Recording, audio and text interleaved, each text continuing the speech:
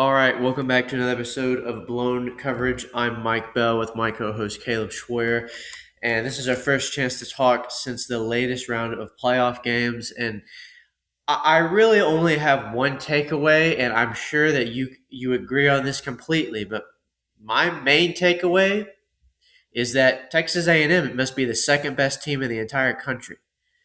That's my takeaway. We were talking all this smack, and look, we lost to the best team in the nation. You can't blame us. So anyway, that was my takeaway from these past few games. What was your takeaway? Um, my takeaway from that is you're on some sort of drug. Actually, when I was starting to look at the schedule and everything, I think it's almost a reoccurring theme from the first week of the playoffs. Half the games were like fantastic, and the other half were honestly just boring to watch. And at least this week, though, it's not just because of a competition standpoint. Like it's just, I mean, they were all good teams. It was just when at half of the games, the one team out executed the other one on all cylinders. And the other two are very competitive. Unfortunately, I wasn't able to watch really the Ole Miss and Georgia game, and Oh wow! that Well, you that missed a really great game. sucks. Yeah, I know. Now I did watch the Miami and Ohio State game, and man, what a surprise that was! Honestly, you have to give kudos to Miami, which before the playoffs, I mean, I was like, man, like their losses were not the best. And we're like, okay, do they even necessarily belong in the playoff? And I mean, because they had the talent that wasn't the issue. It was just I don't know, there was just something off about them. But hey, they're clicking on cylinders right now, and for them to take away or take out Ohio State, the score was closer than what it appears, 24-14. But I mean, it was really closer than that, in my opinion. But I guess what's your thought on Ohio State having such a great season, but then the last two games of the year that they played losing? What's your thoughts on that? I guess Well, a a lot to Ryan unpack Day there. issue Well, or any so issue at all? well, I think that's just football. Yeah, I think it was. And look, obviously, Ohio State has a high standard, and they've earned that. They won it all last year. There's a lot of different directions to go with that. Do we talk about, well, look, we said all season the schedule wasn't the best for Ohio State, and then the moment they ran into like two, good teams, they had offensive issues, and that was one of the things we talked about. We said this throughout the season, like they look good, but like their offense didn't look like it was clicking all the time. And that's the thing we were like, well, did they really face any great defenses or even great offenses? So there's always just kind of that question with Ohio State. I would say it's got to feel weird as an Ohio State fan because you've had this what you thought, and I would agree, was an elite team for really the oh, last 2 years, and then all of a sudden your season's just over. That first game of the playoffs, hmm and maybe even before we dissect this game specifically, because there's a lot to talk about with Miami. There's another narrative going around, and I want to get your thoughts on this of just how maybe that bye week is actually a disadvantage for these top four schools because as of right now, I believe the record is coming off. If you're in the top four, I think the record is 1-7 right now. If you've yeah, had it's pretty that, crazy. yeah. What are your thoughts on that? One thought I had like throughout the week, just concerning the bye week or whatever, if I would want my team, and I think it just depends on where your team is at, like how healthy is your team, because from that standpoint, if your team's a little banged up, you really may need the bye week. That could help you kind of get some guys back. But the other sense of it is, I think just like any sport, it's a rhythm, right? And so if you're like clicking on all cylinders, you're in a good rhythm, you take a week off, there might not be as much dust to shake off, but you know, you may not be in like as good of a rhythm as you were like the previous like 2 weeks ago. So that's always a question in my head. Um, every coach has a different philosophy how they want to go about that, and what they do on that week off or whatever. So I don't know. I think it's a hard position. You'd have to look at it like every game, just to kind of see like what I mean was the factor there. So Well, so here would be my argument against it. Now, first of all, you have to look at it result by result. So some of the Yeah. games last year, for example, like Boise State was one of the teams that had the bye, and then they had to go against a team that was just Yeah, better. Penn State. So that doesn't really count. Yeah. Right. And in the past 2 years, the 4 versus 5 game was, a team where the spread was 2.5. So it was kind of like, okay, it's a toss up. If anything, I think that, and I think this is going to be coming. I just think the best advantage in maybe all of sports is college football home field advantage. So I just think they've got to make it where that second round's on campus. Now, how do they do that? Because they do have like these bowls. I feel like they have to, provide for. The Orange Bowl, Peach Bowl, all these games that have to be at neutral sites. I guess they have to be at neutral sites. So that's something to kind of think about. I don't know, but I feel like they should have the home field advantage. Dan Lanning's been saying that about, the game with Texas Tech. It should have been in Lubbock. And that's like one of the best things about college football is just like the home playoff environments. So I'm curious to see what they do on that. It is interesting. So Indiana obviously took advantage of the bye. Georgia, they're a team that we thought, okay, coming off the bye, like they'll probably be one of those teams to win coming off the bye. But right now, Indiana is the only team that's done it. Here would be my argument against that, why it's a disadvantage, because the week before, the first week of the playoffs, a lot of those teams are coming off buys too because they weren't necessarily in their conference championships. Yeah, So right. they had a buy. It's just this one scenario, and to me, it's the sample size isn't actually big enough to say, "Oh no, it's a disadvantage." I think it's Yeah, just like you have to look at it case by case. But that's just my opinion. I agree because each team is at a different state, health wise, and which they could be a completely different team. Like, I was about to throw you guys in there, but like your running back situation with both guys, you guys are a different offense than with just one guy. Um, but I mean, he was healthy for y'all's game, but I'm just saying, like throughout the year, so yeah, it's hard to say. And like you said, most of the teams in the first game of the playoff, they had to come off a bye as well. So Well, they you did just still don't figure know. something out though, because even like let's say the A&M game, but all the games that were that week, if you weren't in the conference championship, A&M had like 3 weeks off. Yeah, That's a right. long time. So Yeah, I just from think the there needs to be Texas some sort game of to adjustment. the Miami game. Yeah, Right. Okay. Well, let's get into this first game, Miami versus Ohio State. yeah. And to me, this makes the Miami losses even more inexcusable because they Oh, for just have sure. it. They just have a consistency issue. Because remember, and we said Which this is the multiple coaching times. issue, in my Well, and we opinion. said this multiple times throughout the season, how those first like 5 weeks of the season, we were like, well, Miami could be one of the best teams in the country, along with Yeah. Ohio State, and I forget who the third team was. It wasn't Indiana yet. Maybe it was Oregon, but it's just like you could see them play that way, and then they just had these random bad losses. And what is the mark of a great team, in my opinion, is consistency. And Miami hasn't been that.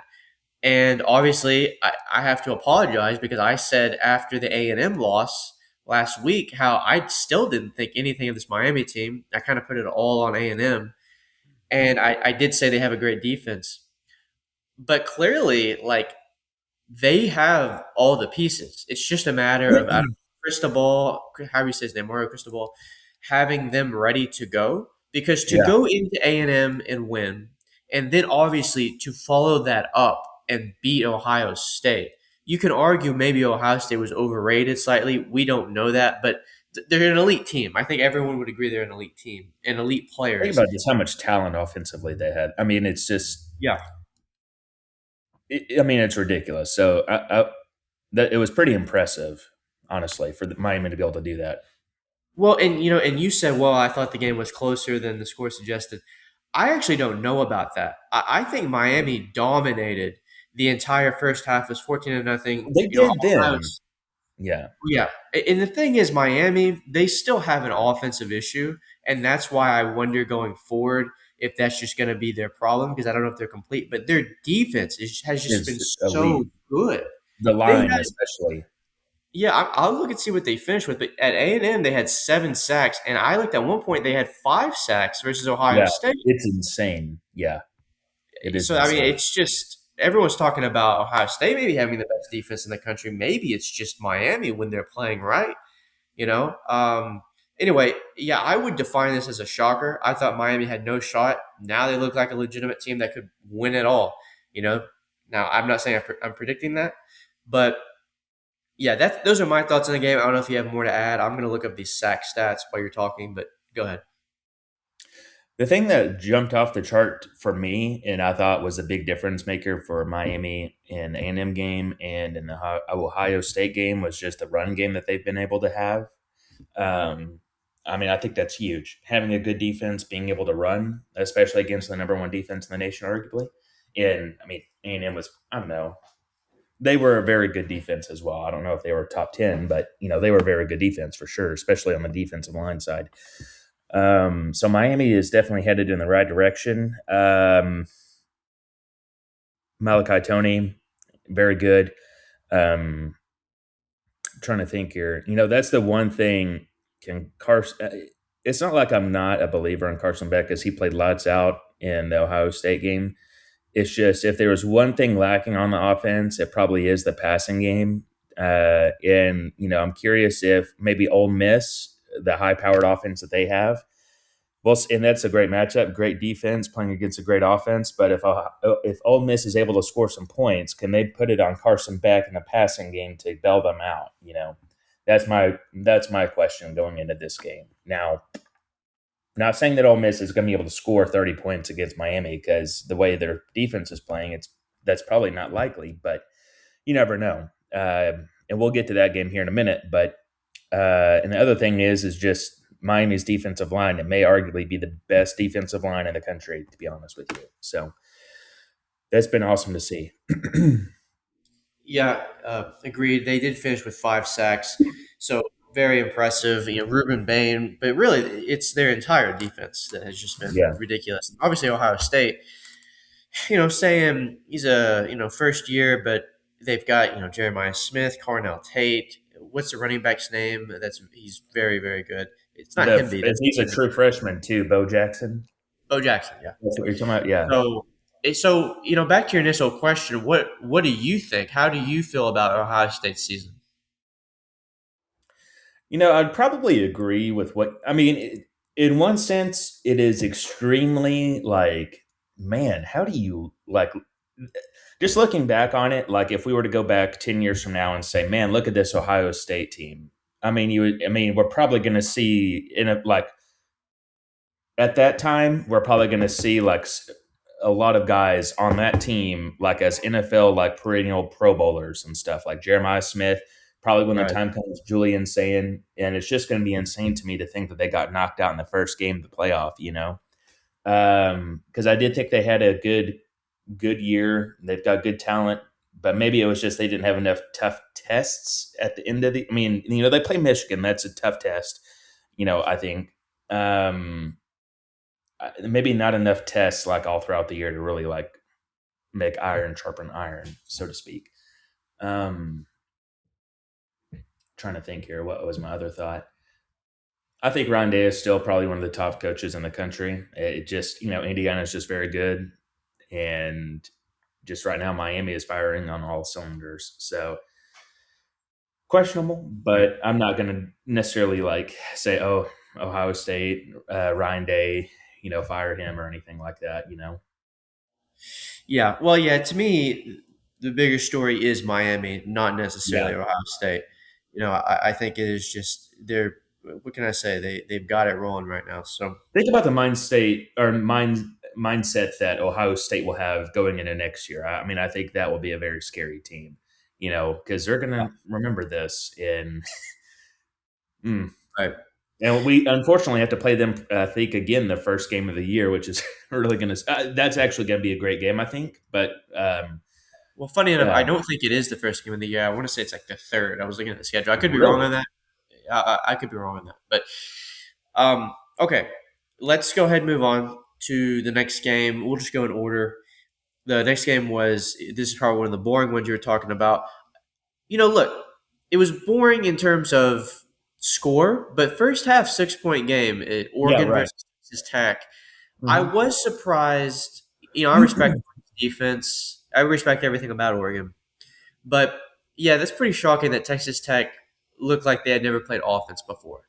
Yeah. And you do wonder, back to the initial question of was the buy a disadvantage? Look, Oregon got a chance to play last week, and Tech, they're not used to being in these situations. They haven't been good in a while. I don't know if that has anything to do with it. Maybe Joey McGuire didn't know how to prepare his squad. I'm just throwing things out there because I would also say this is more about Oregon than Texas Tech, just like the Miami versus Ohio State thing. But it is pretty shocking that they scored 0 points. So I thought it was, and to be honest with you, I think this game isn't as close as the score suggested because now that I'm thinking about it, Oregon was moving the ball and they just kind of kept shooting themselves in the foot. But Texas Tech didn't do anything all game.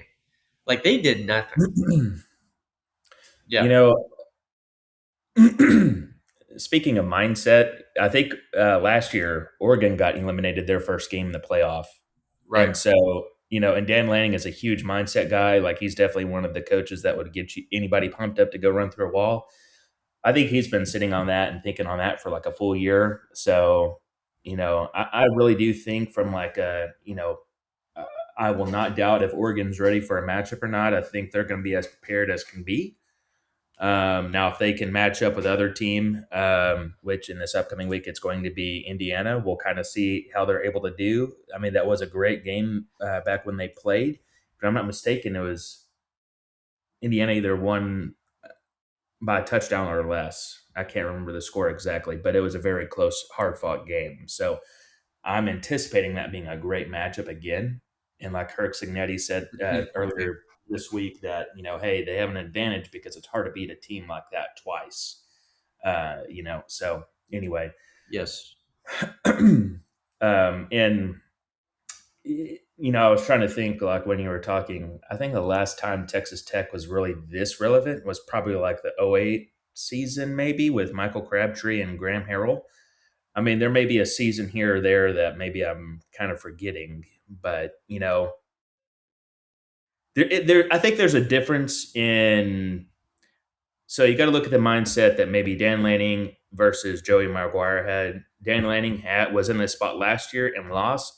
He had that little taste of blood in his mouth, and he wanted victory. Joey McGuire, I don't want to say is initially like it's kind of a surprise that Texas Tech is in here. I think at this point, and maybe this kind of is his mindset thing for next year. Like, oh, we have a taste of this, we can go out there, go do it. So I don't know. I mean, if he Dante Moore is probably one of the better quarterbacks in college football too. I'll say that. And like all throughout the year, he's been clutch. When Oregon's needed him to give him a play, he's been there and delivered. So anyway, Yeah, no, that is going to be a fantastic matchup next week, and we'll get more into that. But yeah. it does make you, and again, I don't want to question Texas Tech because I still believe they are a legitimately great team, and they deserve to be where they're at. But now you just have to question the Big 12 because the last two games I've seen out of Texas Tech is they blew out BYU and they blew out, I forget who the last game was. I don't know if it was Cincinnati, but it was supposed to be a decent team in the Big 12. I forget the game. But, Texas Tech was blowing people out. And for them to go against Oregon and again look the way they did, I think it speaks volume to just the level of the differences in levels of competition. And we've talked about how the Big Ten maybe isn't the best in terms of the competition. Although I have a thing on that later to talk about. But you know, to me, this is why the committee probably got it right in terms of only getting one Big 12 team in there. Oh, for sure. It's just now. Look, I feel bad I for mean, Tech you could because, argue BYU could have been a better team to have in there than like maybe Tulane or well, yes, I'm whatever. But excluding yeah, those teams, of course, yes. yeah. So, it, you know, I think it's just another test. Now, I feel bad for Texas Tech because look, they had to go against Oregon, and Oregon has a legitimate shot to win it all. You One of the know, best, yeah, a really good offense, top 3 or 4 defense in the nation. I mean, it's a tough task for anybody to go and beat them for sure. Sure.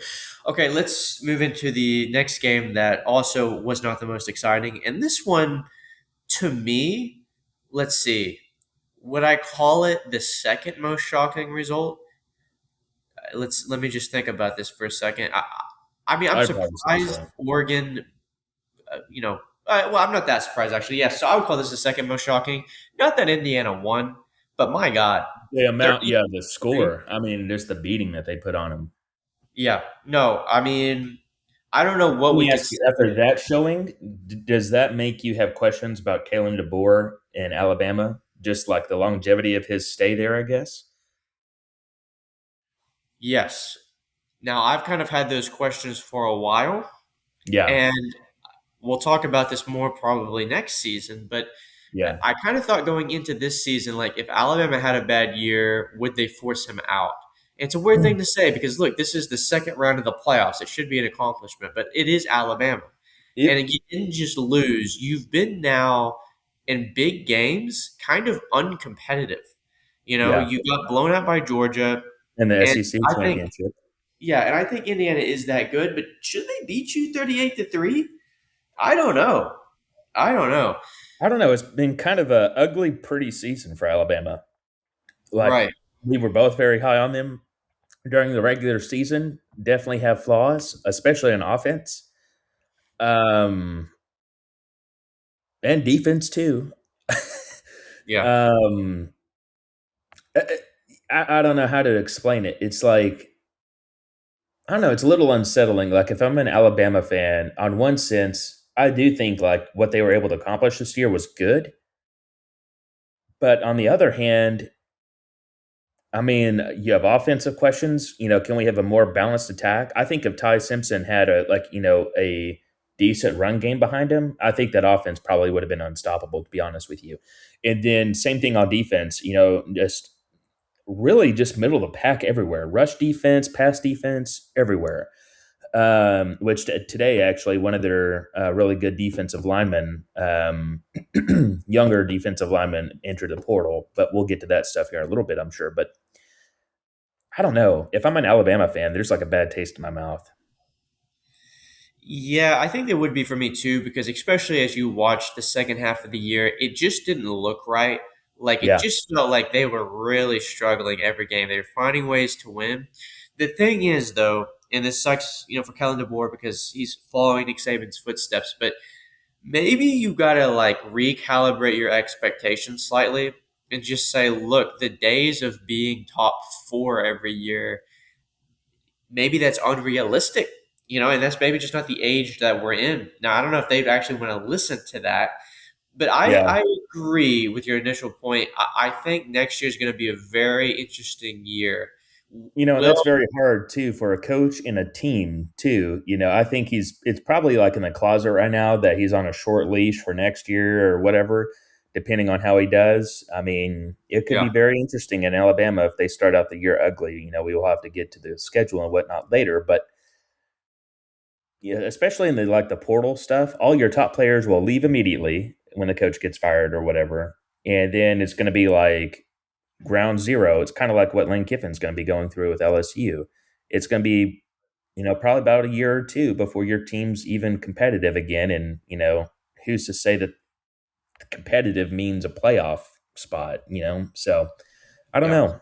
Well, at least for Alabama, the first thing to do is kind of obvious, and that is fix your running game. Yeah. So at least they kind of know where to go. So that's kind of my thoughts on Alabama. As far as Indiana, I don't know what more to say that we haven't already said, other than it is really like one of the best stories in all of college football history. Oh, for sure. For them to be doing what they're doing, and at this point, I mean, they're obviously the favorite to win it all. But I don't. I mean, I think Oregon. It's going to be interesting. But if anyone can beat them, it's probably this week in Oregon. It's going to be a great game. But Wouldn't that be insane too if Oregon beat Indiana? I mean, in a, right, I would probably be very sad.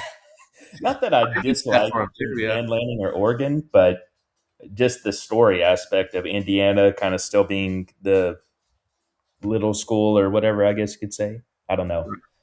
Well, they're a legitimate powerhouse at this point. I mean, obviously, I know, but I'm just saying, like the feeling on them, like the No, I whole know, year is still like this. I know. Um, oh It wow! really Just got is. a notification that Josh Hoover, the TCU quarterback, committed to Indiana. Really, that's Hmm. interesting. Yeah, That's it. because I think he's been around several schools. I mean, he was good for TCU, but I'm anyway, curious to see. Kirk Cignetti has obviously proven that he's now an elite coach, and that this isn't a one-off because he's now done it. Well, he's won everywhere he's been, but especially the last 2 years, now he's done it oh consistently. I'm curious to see how long they're going to keep this up. Is this going to be the case as long as Cignetti is there, or is there going to be like a drop off? I don't know. It's going to be interesting to watch, but I'm glad that the Big Ten has kind of another team now. Um, as far as this game, do you have anything else to say about it? The only thing I have to say about it is, wow, Indiana blew them out. They're legit. yeah, That's kind of all I have to say. yeah, same. That's yeah. I don't think you have anything else to say, other No. than just wow, Indiana beat the crap out of them. Where does Alabama go from here? That's kind of the only questions I have or Yep. things I have to say about it for sure. Okay, last game, Ole Miss, Georgia. I can't believe you missed it. This I game know. was, Josh Pate had it as a five Chalai Classic, if you know what that means, and it just did not disappoint. I said that the first game they played, Ole Miss should have won, and I still feel that way. And look, Ole Miss, he probably should have been in the SEC championship. It probably should have been them in Georgia in the SEC championship. Ole Miss is, uh, the thing that's going to hurt is if Ole Miss loses next week or the week after, you just have to wonder, geez, would it have been different with Lane Kiffin? But the thing is, you could say it the other way too. Did this Yeah, actually ignite something in the players? But I mean, exactly. just an amazing game. Kirby's smart. He's obviously an aggressive coach. I will say, and that's his style. He's made it work over and over again. I don't know if you got a chance to see their little fake thing they did on fourth down that allowed Ole Miss to go ahead by 10. I think that was way, way too aggressive. I mean, they were at their own 30.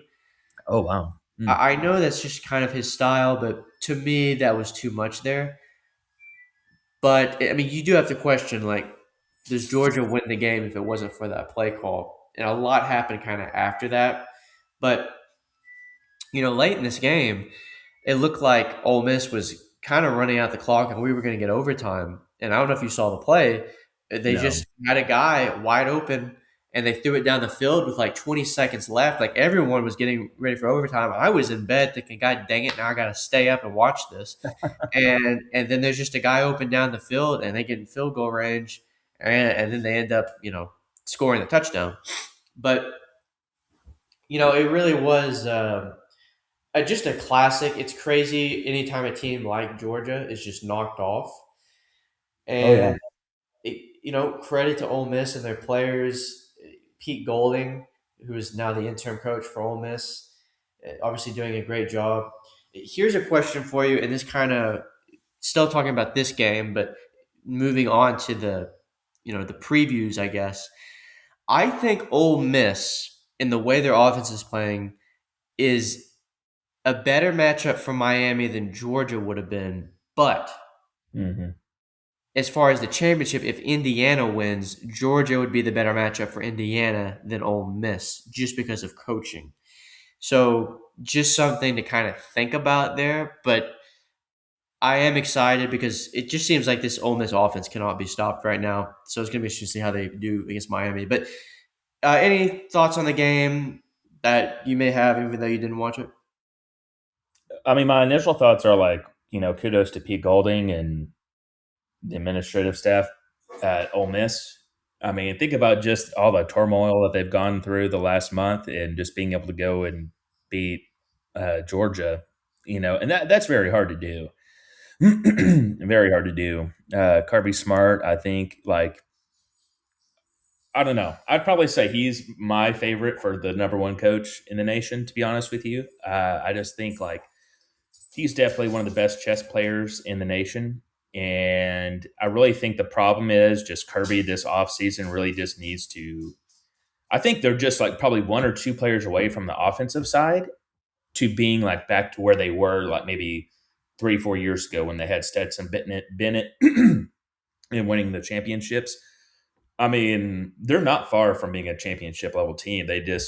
I think Gunnar Stockton was the primary force of that offense, and he's just got to have a little bit more support now with how the NIL is affecting these teams. And, it's not just one superpower in these playoff teams. There's typically one or two, and another part to that is it's kind of crazy that Miami, they've I don't want to say like a trio, like, oh, this is the best elite trio, but Miami's got the running back that's come on hot for them. I forget his name, but number 4, Fletcher. Carson Beck, Malachi Tony, which is a true freshman. So that's my initial thoughts for Georgia is like, I'm not too concerned about the defense. I'm not too concerned about that. Kirby Smart, defensive minded guy. I think he'll always have a formidable defense no matter what. How can he not reinvent the offense, but just add some more levels to it to where, they could be elite again? Or not even elite, just kind of control the game however it needs to be. If they need to go score points, just go be able to do that. And if they need to just manage the clock, just go do that. And that's what Gunnar Stockton is best at, is managing the clock and, not turning the ball over. So Do they consider getting a another quarterback in the portal? I don't think so. I think Gunnar Stockton's really good. I think the thing is just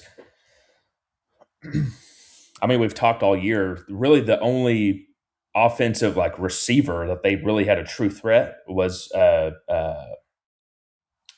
Branch. Yeah. And he was just like a little gadget player. That was really the only threat for downfield.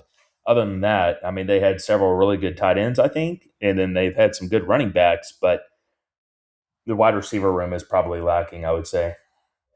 I agree. I think it is the receiver room. Now, the only thing I'd say is like you said they need to upgrade their offense. I think Kirby Smart would respond, well, we just put up 34 and the defense allowed 39.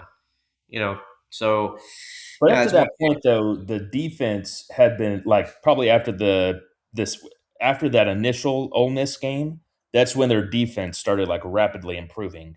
I just almost think that's more credit to. I almost want to say like the Ole Miss offensive players are almost saying like an fu to Lane Kiffin, and they're just like mentally on fire and just focused on the game. To just say, hey, we don't need him in a respectful way, let's go play lights out. I think that's kind of what the storyline is, maybe in the locker room. I agree. The only thing I want to say about Gunnar Stockton is can you win a championship with a guy that put up 203 yards passing? You know, game has kind of changed where you need guys to be throwing for 300. I'm not saying that has to be the case, especially with Georgia. Like they could probably figure it out. And I don't remember what Stockton or not Stockton, but what was the last quarterback? Whatever his numbers were. You Well, Carson Beck, but then Stetson know, the little Bennett. Bennett, yeah. So maybe that's not even true. I just wonder if Stockton is somewhat. They're both very similar because I mean, I think every once in a Yeah. while he had a really like crazy game like that, but for the most part, it's just a game manager. But the thing is, Stetson Bennett, he had Brock Bowers. Um, he had a lot more offensive talent than what Gunnar Stockton has right now. Is the thing Right. No, like and that's elite, like pro level talent? right. Yeah. So get them some receivers, and let's see. Because you're right, Kirby Smart. Kirby Smart's going to have a feel for defense. He's going to figure that out. It's really just you got to get the receivers. So okay, so that's that game, and I'm very excited to see what Ole Miss is going to do going forward. I was probably going to choose Georgia if they would have won the game to win it all, but obviously can't Yeah. do that anymore.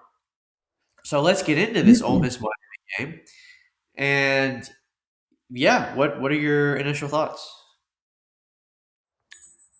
Definitely watching this one. It's. I remember last time I was talking to you. I need to look and see on here. It's the 8th, which that is 4 days from now. So that is going to be, Thursday, 6:30. yeah, kind of weird in my opinion. Like fine if you want to Yeah, make it Friday, fine, whatever. But Thursday, ugh.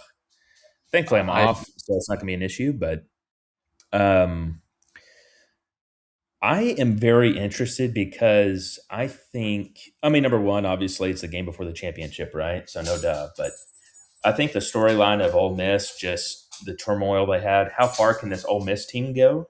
I think for both teams, I think it's a surprise that they're both here because before this thing started, you would have figured, I don't know. I mean, I think everyone would have figured probably that A&M would have beaten Miami. I think most people would have picked that, right? And then after that, probably Ohio State have beaten A&M, but Right. Miami's here now, right? Ole Miss, I mean, obviously their first game against Tulane, obviously that was going to be a win for them. But the Georgia Ole Miss game last week or a couple days ago, Georgia, I think people would have predicted would have beat them, And so I think it's two surprise teams in this spot. Different circumstances. I don't necessarily, Mario Cristobal always has kind of some question marks around him, like every year for whatever it is. I don't know what the deal is, but so there's question marks, I think, or not. If anything, I think Mario Cristobal has kind of bought himself a little bit more time. If he had lost this first round against you guys, maybe there would have been more questions for him and his longevity at Miami, but or credibility at Miami. But anyway, I think storylines make this game very interesting. Top tier defense right now, playing against a top tier offense. Ole Miss's defense has been doing just enough to get let their offense squeak by. How can their how is their defense going to be able to hold up against that Miami run game that's been really helping out Carson Beck and Malachi Tony? Can they do it? We'll see. Um, I think it's going to be a game though where maybe Ole Miss doesn't score over 30 points, but I do think they're going to put Carson Beck in a situation where they're going to put it on his shoulders and make him throw. Can he do that and deliver? Is my question. Yes, so that is going to be the question.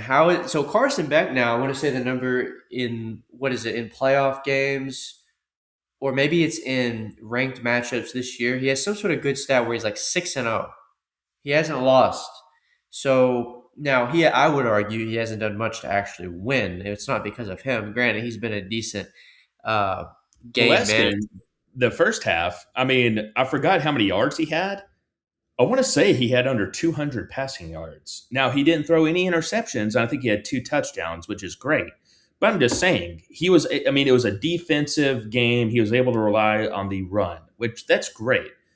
But if the Miami defense is not able to stop that Ole Miss offense, Carson Beck is going to have to throw the ball. Can he do that? I really don't know.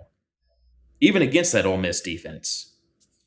That's the Because thing, number right? one, yeah, I think the strength of that Miami offense is the offensive line, which is obviously if you have a strength on your offense, that's where you want it. I mean, other than quarterback, of course, but their offensive line is their strength. Um, in the run game, if Pete Golding can just prevent that run game from getting started, put it all on Carson Beck, maybe their cornerbacks and safeties and linebackers could do just enough to kind of stop the pass game. And I don't know because I forgot who it was, but Carson Beck. What do you have like 3, 4 interceptions in one game? I mean, it was atrocious. Right. That's the thing. You never know when you're going to get the Beck experience. Yeah, But it does seem like you're not going to get the Beck experience against Ole Miss's defense. So yeah. now you could, but I doubt it. That's the thing. So like, I almost don't even know what to expect from an over under perspective. So like, hmm I bet you the number. Let's see what the number is. Miami It, by 3.5. no, I meant the over under for the total. So it's 52.5, which is pretty high. Yeah. The thing is, no one has stopped Ole Miss on offense. But Miami's just playing at another level. But it's hard to imagine Ole Miss ever getting stopped. It's hard to imagine Ole Miss at the same time stopping anybody else. But it's hard to imagine Miami lighting it up really against anybody. So It's I just don't not their know. style. Yeah. I don't know. Miami's favored by 3.5, but I kind of like Ole Miss in this game. But it's kind of like, who do you think it feels like okay, it feels like Carson Beck is going to be a bit of a problem at some point, but it also feels like Ole Miss not having a head coach is going to be a problem at some point. I'm talking like for the entire playoffs. So which of those do we see first? If it's not this, This week, if Ole Miss wins, it's I think definitely probably going to be something that comes up in the championship. You know, whether they play against Oregon or Indiana, I think two top tier coaching staffs, and not anything against Pete Golding, but this is I believe his first time head coaching at all. Yeah. Um, Now he's been working under like great head coaches for like 10 plus years, but anyway, it's something different when you're the one pulling the strings and having to manage. So Well, so and then another point is obviously Ole Miss hasn't been good against the run. Miami struggled on the ground, but not in the playoffs. They've been running the ball fairly right, well. they So, right. another thing to talk about is maybe pace of play. Miami's more of like, okay, let's take things slow. Maybe that's Hmm. how they keep the game close. They say, okay, we're going to try to control the ball, and maybe our defense can make enough plays. And I could see that. Now, the other thing is Ole Miss has pretty elite pass protection. Now, I would say so did A&M and Ohio State, and they still got after them. So that's something to consider. But I would say Ole Miss maybe has more weapons. Maybe weapons isn't the right word, but they're more efficient with their weapons. I don't know. It's hard to imagine Ole Miss getting stopped. Is what I'm trying to say. But I Basically, think the Ole Miami. Miss offense is going to have to neutralize that defensive line somehow. You know, Right, right, right. if they So can do that, I mean, they may have I think they'll have a shot definitely of having a a good day offensively, but that's going to be a tall task. So let me ask you this. I think obviously both Indiana and Oregon are pretty elite. You can argue which one's better. We would probably both agree right now Indiana, but we both agree either one could probably win that game. So let's just say they're basically the same team, Indiana and Oregon, because in many ways they kind of are. Yeah, right. Hmm. Who do you want to see face them between Ole Miss and Miami? Who has the better shot? And what's the better game? It's tough. I don't know. Like I can make arguments for both because obviously on one hand, Miami's if Miami pulls this one off, then we've talked about all year. They're one of the best teams in the country when they're playing at their best. That Yeah. defense is elite. So it's kind of like you have to see them. Like, how do they beat Ole Miss? Do they beat Well, Ole Miss by exactly. holding them to like If they six have a points? great, if they have another great defensive performance and they're able to run the ball, I think those are the two main ingredients to winning a championship, in my opinion. Obviously, you've got to throw a little bit, but if you're able to run effectively, have great defense, and yeah, I think Miami playing against Oregon or because really, if Miami were to play against Oregon, they both now Oregon's got explosive capabilities. I mean, they're one of the top teams in the country as far as explosive plays. So that'd be kind of interesting. Whereas Miami's more of the slow ground and pound type, but they're both. I don't know how to say it. Like Oregon balanced. Miami tries to say balance. I'd probably say Oregon's a little bit more efficient, but both are very great defensively. Indiana, I mean, obviously the same from the Heisman Trophy winner quarterback they have. Um, huh. Yeah, so that's one argument. Then the other argument is, okay, what if once again though Ole Miss, let's say Ole Miss wins the game and they light it up again? So then it's like, okay, Indiana and Oregon both are probably going to score on Ole Miss, but it seems like nobody. If Miami couldn't stop Ole Miss on offense, well then Indiana and Oregon probably can't either. So I guess it's a little bit of a toss up. I probably would lean Miami, but again, you have to see it. Like I'd have to see the way that it transpires, but Like, because again, like Ole Miss does have that crutch of they don't have the head coach, and hmm Carson Beck. Although you get the Carson Beck experience, it's like okay, he's been in these moments before, and he seems to be winning the big games. So I'll go Miami, but it's close. exactly. Mm, it is too. Because really, I want to pick Ole Miss just because not that I hate Lane Kiffin or anything, but I think the team is having to deal with quite a bit of adversity, given the circumstances, and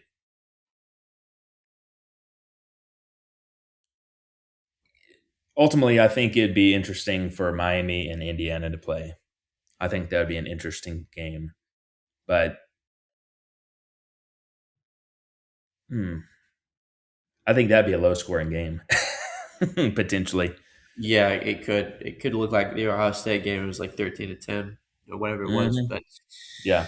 okay, okay, so that's that game, and then let's move on to Oregon, Indiana. So now we get the rematch, and as you set it up earlier, it's hard to beat a team twice. Hmm. Hard to beat a team twice. But Hmm. both these teams are coming off like dominating performances. Both these teams seem to be rolling. Oregon, they remember last year, and they were supposed to, they I think had the best chances or the best odds last year to win it all, and then they lost in that first round. It would kind of feel it would feel weird to see Indiana lose at this point. It almost feels like, geez, could they really pull this off? It just seems like at some Have point a they have. perfect year though too. That'd be insane. We get another Mendoza versus Moore. Two of the best quarterbacks in the country right now. So, trenches on trenches, both defenses elite. I don't know. This is, it's right now, it's Indiana -4, which sounds about right. The first game, now that I'm remembering it, it was 30-20. And I remember saying to you and thinking while I was watching the game that Indiana, and this was in Oregon, by the way, Yeah. Indiana kind of dominated that game, in my opinion. Now, Indiana had fully been on display till that game. That was kind of Indiana's arrival. So I don't know. I think Oregon has a lot of work to do. I guess I don't know what else to say about the game other than it's just going to be an exciting rematch. I would be Yeah. surprised, honestly, if either team dominated. Yeah. I don't know. I think it's going to be a great game. What are your thoughts? I could see it being like a 20-17 game, Indiana. I think they're just both like they're both all around good teams, good on offense, good on defense. Who's going to just make the last play? I think is what it's going to come down to. Um, I'm excited for it, and I'm guessing that this is going to be played. Where is this going to be played at? I believe Scottsdale. No, no, no. This one is Oh, in okay, so the Chick Fil Georgia. A Bowl, so probably Georgia, I'd imagine, huh? Is that in Georgia? Peach Bowl, please. Yeah, Yeah, Atlanta, Georgia. Mercedes. Yes, Mercedes Benz in Georgia. Yeah. Hmm, curious who would have the home field advantage there out of those two. Um, honestly, I'd probably lean Indiana. I mean, nobody's beaten them yet this year. They've looked superb the entire year. I mean, especially as of late. I mean, I think what they were able to do against Alabama. I know we have our questions and whatnot, but just being able to beat that kind of a team, 38-3. I mean, hey, that speaks volumes in my opinion. Um, I don't think they're going to do that to Oregon by any means, but how could you not pick Indiana at this point? And maybe they get dethroned. I don't know, but I mean, if they did against Oregon, hey, by all means, I don't think that's a disappointment or a fail. It does suck from a storyline perspective because quote unquote Cinderella team, maybe. They're definitely a for real team, but just the feel of Indiana still hasn't come around to a lot of the people in the public that they're a premier football team. But um, yeah, I'd probably I have to still, side with Indiana. I agree, and I still just kind of don't get it. I'm looking over like the team and all that. Like, I get how Indiana could be good. How are they this good? Like, Hmm. honestly, like they've beat Oregon, they beat Ohio State, they just blew out Alabama. And if you look at their talent, Yeah. it's nowhere close to these other teams. And you could say, Hmm. oh well, Kirk Cignetta is just that good. Nick Saban was pretty good too. So like, how could Nick Saban maybe do this with this team? Like maybe, I guess, but it's just like, Well, the okay, thing so is, though, Nick Saban all throughout his career, I mean, every team he had, there was going to be several guys playing in the NFL next year. You know, and with Indiana, I mean, they've got Fernando Mendoza. Okay, but to your point, in 5 years from now, are you going to see many of these guys playing on Sunday? Probably not. It's pretty hard to do.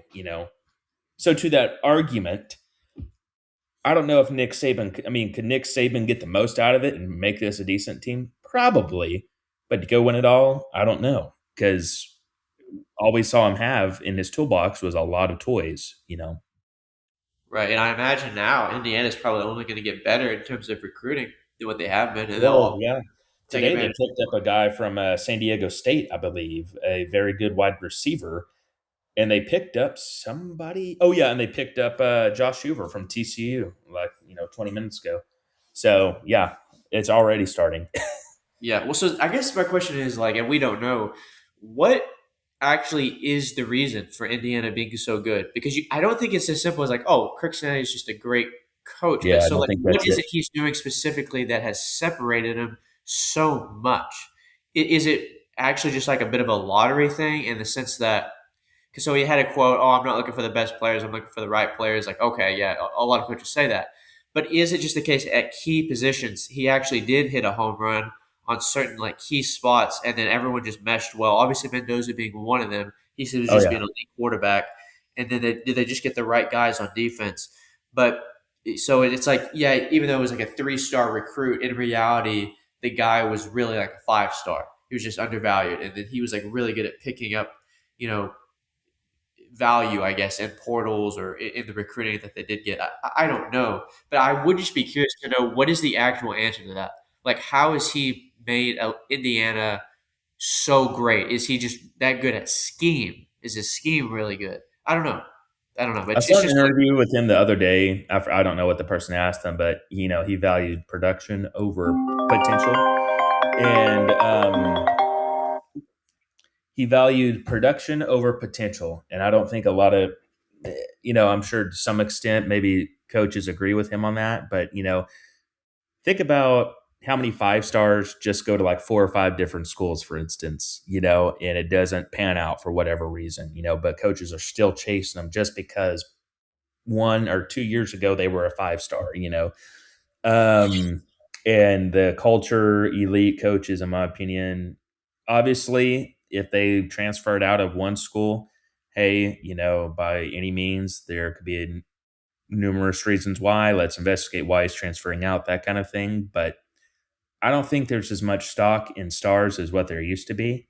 Just because now with the transfer portal, these guys that are at the lower tier schools that are getting the spotlight, they're now going to the bigger schools that are going to give them even more of a spotlight. And so I don't know. I think as time goes on, or maybe until the transfer portal gets more regulated and it's a little harder for these guys just to go hop teams every single year, until that happens, I think you're going to see a huge amount of 3 stars kind of making it out of college as some of the top players in the sport. I think. I don't know. I mean, you already see that like narrative, like J.J. Watt being a 2 star in Wisconsin, and now he's going to be a Hall of Famer, and uh, I'm trying to think. There's always that narrative though, like all these Hall of Fame guys that were like 2 stars or whatever. yep. Okay. So, by the way, another guy Indiana got today besides Hoover, they got Kansas State edge Toby Asunasam. I have no idea how to say that name, Hmm. but just somebody else. So Indiana's clearly they're here to stay. At least they're trying to. Yeah, they're best. Yeah. Okay, so that's the games, and I'm excited to watch the games this week. I agree with you. I think it's ridiculous. It's on Thursday. Like, maybe make both the games Friday. If you can't do that, then I don't know. I don't know, Yeah, but or just do it Saturday. Screw the NFL. I agree. I agree. Or have something with the NFL. Like have I don't know. You know what? I don't even want to talk about it. but all right. Two directions we can go real quick. We can either talk a little bit about the portal. I think there's some things to talk about, or we can talk about maybe some of the bowl games. Which one do you want to get into? Well, we can go into the portal, but I would like to address the Texas game. Now, what really sucked about this was I was at work when this happened, so I just got to see this in bits and pieces.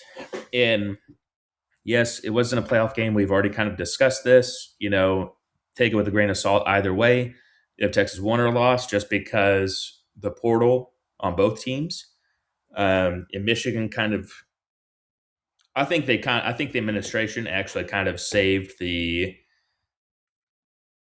I don't know. I think they saved Michigan by hiring Whittingham from Utah. To be honest with you, because that could have gotten very ugly very quickly for Michigan if they did not hire the right guy. I mean, honestly, that's kind of a godsend that Whittingham just decided to leave Utah like that.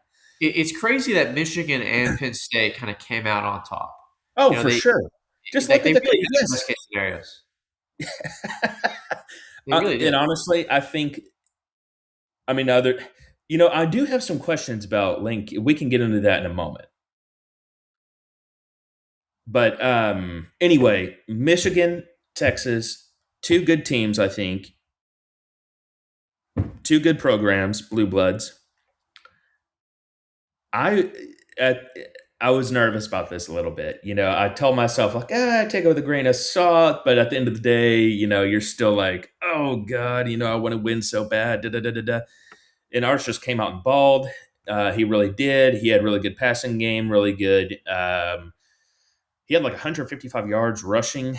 And keep in mind, that's with like four of our running backs out, which our backup redshirt freshman, Clark, came in and rushed for over 100 yards. And then I forget who the other running back was. Anyways, I was very impressed because keep in mind, Coach Sarkeesian let go of PK, our defensive coordinator, and hired Will Muschamp. I don't know who called the defense, but we kind of had some, I don't want to say turmoil, but definitely differences on our team as well. We had adversity to kind of fight through to play this game. And, we showed up, we played a good ball game. I was very impressed from the coaching standpoint of being able to guide us through this weird time to go win against a pretty good team, in my opinion. So I was very ultimately pleased at that. To have a 10-win season with the schedule we've had, I think that's quite the accomplishment. And I know people are going to say, oh, they went from number one team in the country to whatever we're going to end with at the end of the year. But I just think people have very unrealistic expectations. And honestly, I think that's going to happen again next year. I don't think they're going to place us at number one, and rightfully so. But they're going to really probably I think they're probably going to have us like somewhere in the top 8 because there's going to be a lot of hype behind Arch again after this great bowl game. And I think he had a great one, but I think what it will hinge on for this next year, if we're real or not, I'm not too worried about the defense in a sense because I think Will Muschamp is a very good defensive coordinator. Obviously, we have some portal things that we need to take care of, but offensively, I think is the glaring needs. Offensive line, and now out of necessity is running back. How well is Coach Sarkeesian going to be able to recruit players from the portal into there, and also retain some of our best players? Um, Overall, I think this was an accomplishing year. Realistically, from a standpoint, you know, obviously, I wish we had a shot in the playoff. I would have been curious to see how we would have done, but we didn't get that. So it is what it is. Yeah, I largely agree. I guess I'll go ahead and involve the portal because it's relevant to Texas. Parker Yeah. Livingston. That Uh, was, I don't know how much of that you've seen, but yes, that's a good point. Did you see like what he was saying kind of at the end? He so almost I didn't saw have a some choice quotes pretty here. much. Remind me. Remind me. So I didn't read the whole thing, but at the very end, he was basically saying how in a never in a million years did I think I would be playing somewhere else other than the 40 acres. So in other words, behind the scene, he was getting pushed out. And another thing that really sucks about this is that is Arch Manning's roommate. Yep. And, I watched pretty much every Texas game this whole season. Parker Livingstone, by any means, would you sit there and say, oh, wow, this guy looks like a Jeremiah Smith, like elite wide receiver? No, you wouldn't say that, but he was like always dependable. And he kind of, I don't want to say he fizzled out at the end. I don't want to say that because I think he was the same player all year round, but he had good stats. Redshirt freshman. He was a player I was genuinely excited to see develop over the next couple of years. Um, and so I was very surprised by that, and uh, we were talking last week about Cam Coleman. He actually visited Texas yesterday and he's got visits to visit A&M, and I forgot the other school, maybe Alabama. I don't know, but I'm almost curious to see like, why are they forcing Parker Livingstone out? What do they know that they haven't made public yet? You know, like, eh, Well, let me respond to that. And I'm on a Texas thread right now, so this is not coming from general public. This is Longhorn fans because Longhorn fans are very upset with Parker Livingston, and I think maybe rightfully because it looks like Parker Livingston is basically lying. He mm, wasn't forced out; he wanted more money, but that's not getting forced out. yeah, That's right. right. So the reports are he was offered a six-figure NIL deal, and that wasn't good enough for him, so he wanted more. So I don't know what a good NIL deal supposedly is, but that seems to just be a He had key like theme. 500. He had 560 yards and like probably 4 to 6 touchdowns, somewhere in that ballpark. Which I do think that is a very good year for a freshman wide receiver or redshirt freshman wide receiver. However, on the grand scheme of things, how many wide receivers are getting paid $1 million or whatever? And I don't know if it was a low six-figure deal or what the case may be, but Yeah, they're gonna that's have to what. figure that out with the NIL, and I do think change is coming on that front in terms Oh, of for how they're gonna sure. structure these things. But that is too bad because I don't know. It's just too bad. It's too bad that like yeah, you can maybe make a little bit money at a different university, but like does loyalty not mean anything to you? It's like Or it's not Quinn like you're Ewers also said it too. Relationships. You got to choose relationships over the money, which I think is true too. Because and Quinn Ewers brought that up, like probably last Sunday after the Miami game. He brought up like maybe he didn't bring it up, but think about the narrative how it would have been different, like this year, or this year, if he was playing at a different school than Texas. How would the narrative be on his career? well. I disagree on that. We talked about this last year. I still think he should have gone to another school because he'd have a better shot to have a better job in the NFL. He wasn't ready to be in the NFL last year, but he went into the Yeah, draft. It's a different situation because he's not leaving in like the middle of his sophomore season. He had one more year left, and Arch was behind him. but So, there and would have that, been the little chirps about the loyalty aspect, the but money. less so with like or any of these guys. But Parker Livingston is obviously the other end of the extreme. But I don't think it would have been a loyalty thing. Like I don't think there would have been as much as that. I think people would have said like, "Well, we kind of Maybe he get." had, he at least had like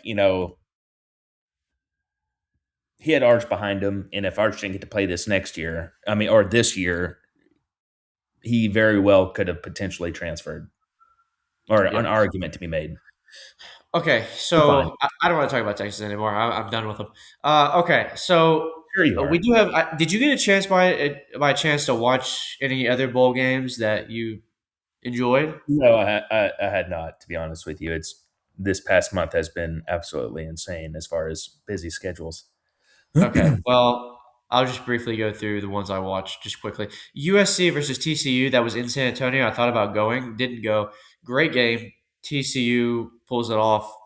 You know, good game. Did USC's quarterback play? Yeah, he did. My Alba, he did, and he has not I announced. imagine they're, huh? He has not announced going to the draft or anything. I He's supposed. imagine their top wide receiver is his last name Lemon or whatever. Yes. Did he play? I don't remember seeing him, and being that I didn't see He him, declared for the draft, I think, already, but I don't know if he okay. played. Well, then So I highly doubt he played. either way, it's still shocking. Yeah, yeah. He did not play. He did not play. So it was a fantastic game, though. Really fantastic. Vanderbilt, Iowa. Iowa really kind of handled Vanderbilt. If you look at the final score, it was 34-27, but Iowa kind of controlled them. And then Illinois beat Tennessee. And I have to give the Big Ten credit. They've actually been pretty good in bowl games. And I've kind of talked about it all season where it looks like next year there's going to be more depth in the Big Ten. Now, there's a lot of Big Ten people talking about the SEC's record this year in bowl games and saying how the SEC is a bad conference and the Big Ten is supposed to be this deep conference. I still don't think that's the case. Sorry. But it does look like the Big Ten is kind of rising in a good way. And I think a good comparable to the middle of the Big Ten versus the SEC. You kind of got that in Tennessee versus Illinois, which was another great game. Illinois beat Yeah. Tennessee, and then you got that in Iowa versus Vandy, Iowa winning. So I do think the Big Ten does seem to be developing these schools that maybe are usually in the middle that can be good. And I think that's just good for football overall, and good that maybe the Big Ten could be a little bit better. I would say the SEC had the Texas versus Michigan one, so it's like you have to be careful about looking at overall bowl Yeah, we records. The saved. SEC Yeah, also right, right, right. We was saved the conference. You're welcome. okay, you know, but anyway, I think bowl season, even though it's a little different, there have been some good games, and like Penn State versus Clemson, that was kind of an interesting game to watch. Um, Dabo kind of cleaning house. I yep, know Garrett Riley left, or they let him go. I forgot if they let the defensive coordinator go as well or not. yep. That so those are going to be so. Let's see, we have Clemson. Clemson's going to We be an have interesting school to watch like this offseason. How does Dabo? I hate to even say it because I love Dabo, but how does he save his job? Yeah, he's going to be interesting to watch. So him, Kellen DeBoer. Think So this about is if where he's able to pull that off, like a resurrection. Like maybe not win a championship this upcoming year, but just a 10-win season. Just think about if he's able to do that and resurrect the program again. Uh, Dude, it's that'd be tough. wild. I mean, Like, it'd be tough, but it'd be tough. But I think if Dabo would just kind of just really adapt, just look in the mirror and realize what he needs to do and just do it. Because I have a feeling he's probably just wrestling with himself in the mirror. Like he knows what he needs to do, he just doesn't want to do it, and he's a little afraid of certain things. I don't know, but yes. Um, any thoughts on coaches that are going to kind of start off on the hot seat next season? Kellen DeBoer, possibly. It's weird to describe him as on the hot seat, but yeah, it could fall apart quickly. Lincoln Riley maybe. For sure, Lincoln Riley, I think this is his year. Mike Norvell, Florida State. He's Yes. got to put it together Which at I don't know Florida if you State. saw this, but DJ Lagway took a visit to Florida State, which I kind of thought was a little surprising. Yeah, that is Because surprising. I figured, DJ Lagway kind of, I don't want to say going to an experiment school with Florida, but obviously, for all intents and purposes, at the time, a team on the rise, you would have figured he would have gone to a team that's kind of more of a sure thing to salvage his college career. So I found that as a surprise because Florida State's anything but a sure thing kind of deal. Very Yeah. sporadic. Really good one year, really horrible the next year. Yeah, I don't know. What about Um, Venables? hmm. Weird to say because he just made the playoffs, but it feels Yeah, like but there's it a was very ugly, very ugly. right. But And they really, did. he has not had like the.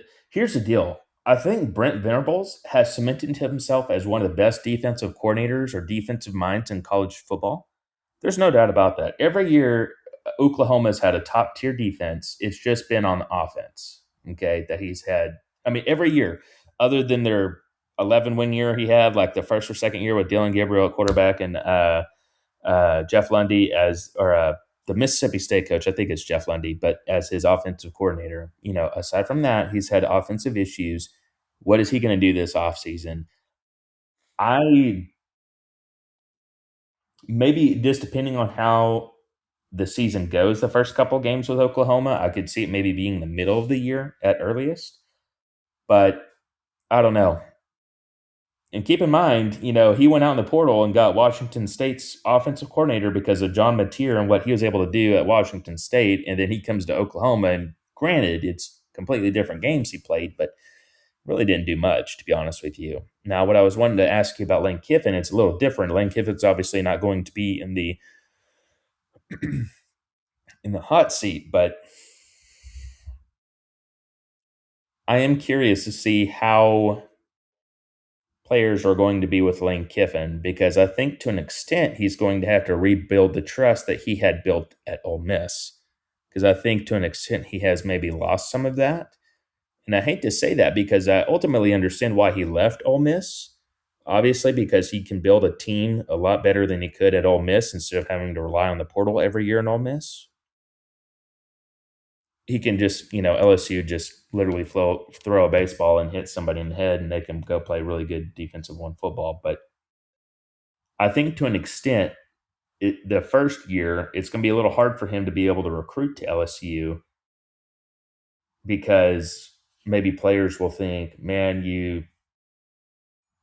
said for like 5 or 6 years you didn't want to leave Mississippi. I mean, that's a Mississippi State. You didn't want to leave Ole Miss, but here you are, in LSU. Who's to say that another opportunity won't come up for you? And just think about this. Think about the narrative. If Kalen DeBoer got fired or something in Alabama, Yeah. the talk is going to be, was Lane Kiffin going to leave for Alabama job? I'm really curious to see if LSU came up or if Alabama came up. I mean, I think he'd probably pick the Alabama job, but anyway, just think about that too. Lane Kiffin having to follow in Nick Saban's shoes.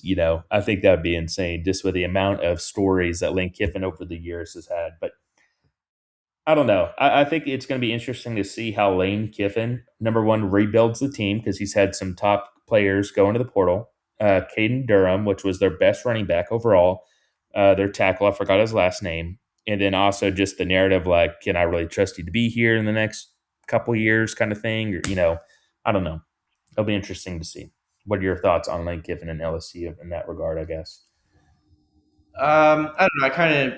I think he's going to hit it out of the park in terms of recruiting immediately because I think his response to that would just be, well, look, LSU is different than Ole Miss, and that's more of a place people stay than, I mean, how many people leave LSU to go somewhere else? There's are cases, Nick Saban is one of them. Well, It in was his different. defense, though, that was the NFL. Yeah, yeah. So So I get that, but I don't know. I feel like I don't think he's gonna have any trouble recruiting. Just how can he deal with like high expectations? That is going to be an interesting. That could go either way. It does feel like, but as far as recruiting goes, I actually think that he's going to be fine. To me, the more interesting thing maybe to talk about is the last coach. That's Brian Kelly, who didn't get a job, but you would imagine he'll be in the running for all the jobs the next season. But Willie, you know, though. I mean, look, he's been a good coach. He just hasn't been, an elite coach. So I'm surprised that I think it was really just a fit thing, really and truly with yeah, LSU. I think it was just a fit thing mainly. But yes, I mean, probably next year, I think he's going to be throwing names out. Now, is he going to do the where he takes a year off and he's like an announcer or something for a year? I don't know. That'd be kind of funny to be honest with you. But yeah, I don't know if I can imagine him as that, but yeah, no. okay. Well, that's pretty much all I got. Is there anything else you wanted to add before we wrap up?